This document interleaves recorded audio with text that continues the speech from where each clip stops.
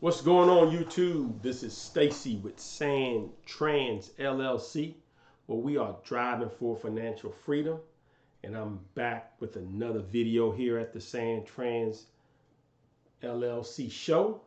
And a subscriber asked me what was the biggest mistake that I made when I first started out in the trucking industry.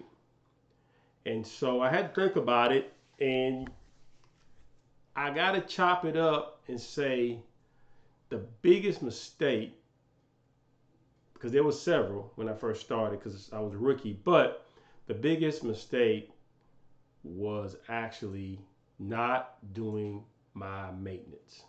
That was the biggest mistake.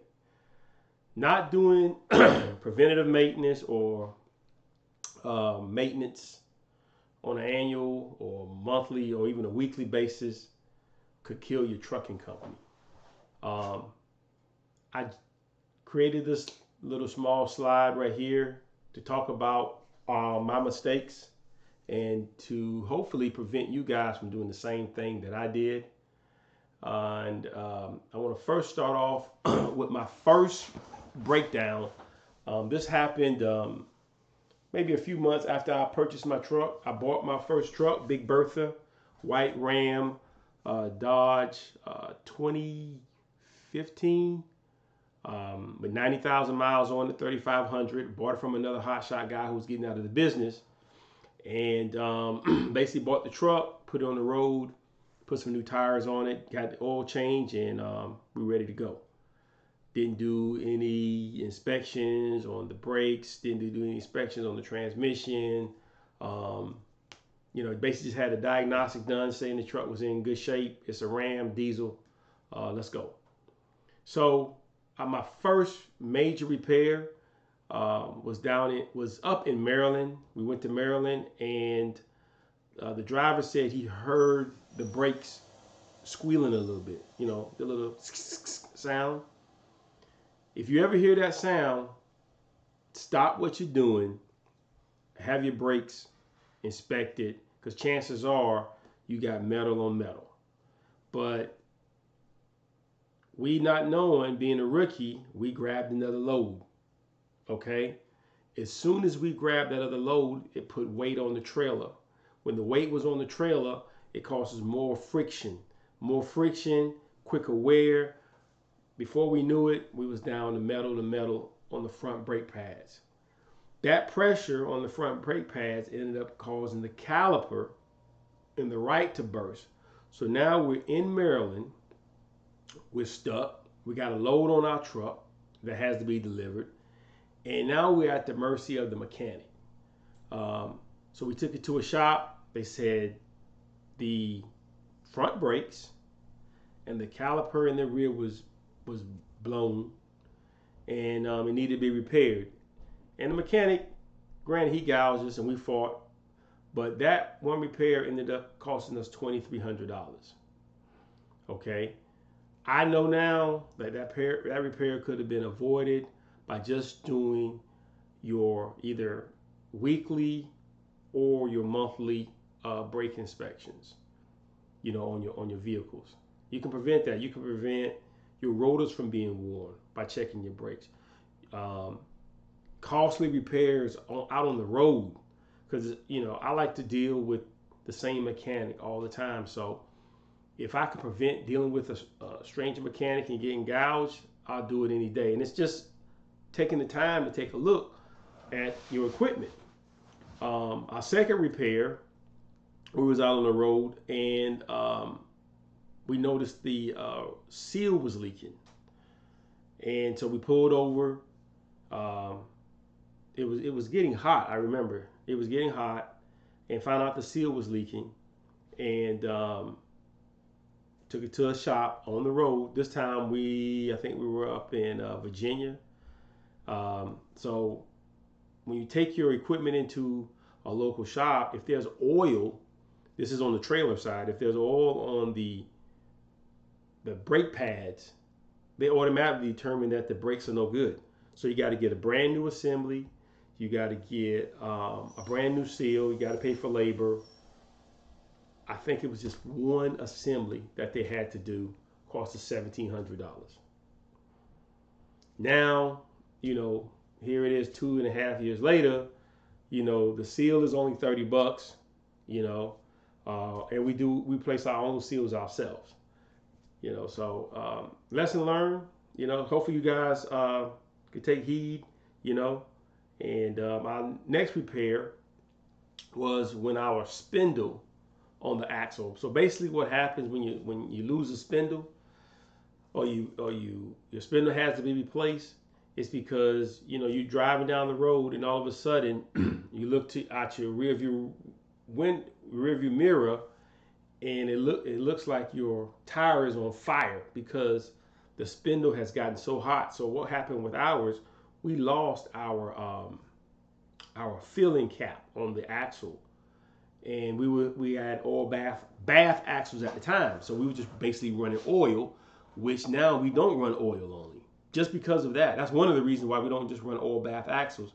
We run our axles with the grease in it now, because the grease, when the seals break, the grease actually stays in and keeps the axle cool, versus the oil, when it runs out, it's going to cause friction, and it's going to burn your axle up, and boom, spindle. So this repair cost us $4,500. And it probably was a little bit more than 45, because by the time you think about it, you had to pay for the driver, for sitting, because this repair took us roughly around 4 days, because they had to call in a special welder to cut the old spindle off. You had to re-weld a new spindle on. You had to wait until that spindle cured. So it had to basically get hard before you can put your components back on, like the bearings and the hub and so on and so forth. So this repair was $4,500.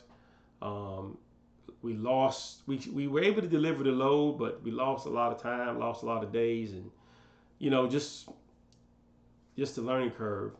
The last one I want to talk about is the transmission replacement in that same truck. So like I said, when I bought the truck, it had 90,000 miles on it. I should have had the transmission service when I bought it, because Dodge recommends that every 60,000 miles you get your transmission service. So my new truck, Carry Joe, 60,000 miles hit, took it to the Dodge dealership, had to replace all the fluids, because you got to think about it. These fluids get hot, they're under a lot of pressure, and they break down, just like the oil breaks down. So you got to take care of your transmission the same way you take care of the engine. Keep your fluids changed. That keeps the transmission cool, and it actually increases the longevity of the parts. So that repair was $7,300. We had to end up taking it to the Dodge dealership. And it was really more than that, because the driver had to sit. He had to sit a couple of days. Matter of fact, I think this was in Cali, so we ended up renting him a car. He drove back home, sat home for a week, and then had to drive back to pick the truck up. So that was an experience alone by itself. But just looking at all these repairs right here that could have been prevented just by doing preventive maintenance sums up to $15,800. That $15,800 could have went to bonuses for the driver. It could have went toward new equipment. Could have went toward other business expenses like insurance and so on and so forth. So definitely do your maintenance. What we've done since then, we create a maintenance schedule. So every 10,000 miles, when we do our oil change, we make sure we're doing our brake inspection. We're doing our tire rotations, which we never did. Doing your tire rotation is the key part, because these tires, in order to get the maximum out of them, you got to rotate them. If it says 50,000 miles lifetime for the tire, if you don't rotate them, you're not going to get that. And all those are savings that goes back into the company. It goes back to keep the company afloat, because the cash flow is the lifeblood of the business. Document all your repairs. I use an app, and this app keeps all of my receipts, keeps up with my mileage, and that way, whenever I'm ready to sell the truck, I'll have the opportunity to give the new owner some information, about the truck, when it was serviced, what do we do, all of our oil changes, and so on and so forth, and just keep good records. Just keep good records. Do a daily inspection on your equipment, and so we kind of incorporated that into the duties of the driver because he's out there on the road, and so he goes out every day. He checks the axles to make sure there's no seals or anything that's leaking. He checks the tires to make sure all his tires are good. Keeps an eye on the oil. Check your not your fuel filters, your air filters. We run a K&N filter, but we keep an extra one on the truck. So if he's out there and he's running through, the desert, you can swap your filters out with those K&N. You can just rinse them out, clean them, let them dry, and then you swap them out.